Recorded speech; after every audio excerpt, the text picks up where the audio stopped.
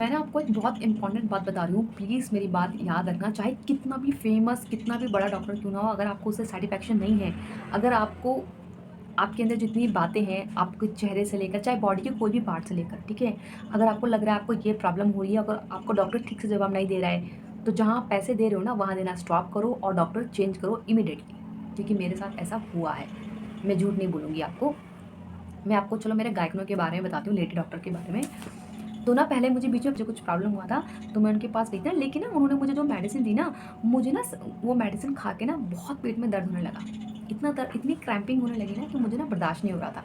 तो बाद में ना मैंने उनको कॉल किया डॉक्टर को कि मैडम मुझे ऐसा-ऐसा हो रहा है। तो ना वो ना मेरी बात को इग्नोर कर रही थी। तो मुझे ना काफ़ी खराब लगा। देखो, आपकी नाइट में हालत ख़राब हो रही है पेट दर्द से, वो टाइम क्या करना है, अगर वो जल्दी नहीं बताएगी तो मेडिकल स्टोर भी बंद हो जाएगा। तो मैंने उनको बोला मैडम मुझे ऐसा-ऐसा हो रहा है, तो वो मुझे बोल रही है नॉर्मल है, ऐसा होता है, बाद में ठीक हो जाएगा। कभी-कभी दवाई ना गैस मतलब गैस होती है उससे होती है। गैस ठीक है, इतनी क्रैम्पिंग क्यों पड़ रही है, मुझे ऐंठन क्यों हो रही है, मुझे बर्दाश्त नहीं हो रहा, सच में मैं सो नहीं पा रही थी। बाद में मेरे हस्बैंड ने नाइट में कॉल किया तो मैंने बात की उनसे, तो उन्होंने बोला ठीक है मैं आपको ना एक मेडिसिन लिख देती हूँ। तो मैंने उनको बोला था व्हाट्सएप पे, उन्होंने बोला हाँ ठीक है। अब सोचो मेरे हस्बैंड की कंपनी से भी मैसेज आते हैं नॉर्मल, व्हाट्सएप में तो आते हैं, नॉर्मल भी आते हैं, उनका कॉन्टैक्ट नंबर व्हाट्सएप में भी ऐड है, ठीक है? तो उन्होंने क्या किया ना, उन्होंने ना मैसेज में डाल दिया। मैं रात भर सच में दर्द से मेरी इतनी हालत ख़राब हो गई ना, आप बिलीव नहीं मानोगे, मैंने इमीडिएट मॉर्निंग होते ही 8 ओ क्लॉक नंबर लगाया, मैंने अपना गायकोनो डॉक्टर चेंज किया।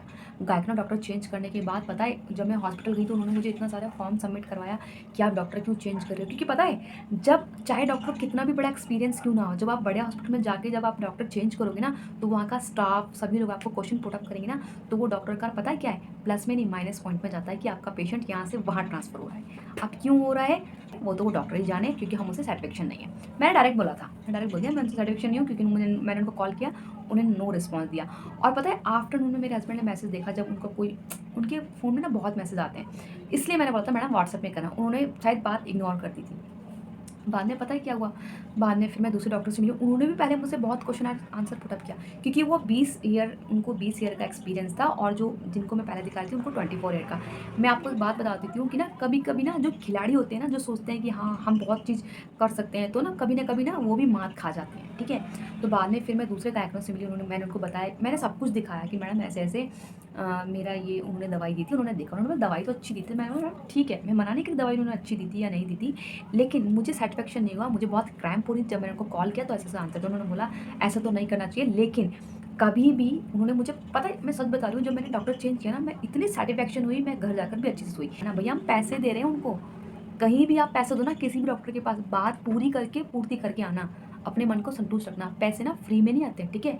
दिन-रात एक हो जाता है, पसीना निकलता है, भूख-प्यास एक हो जाती है, तब जाकर पैसे मिलते हैं, ठीक है? तो उसकी वैल्यू समझना। अगर ऐसा हो रहा है तो डॉक्टर तुरंत चेंज करो।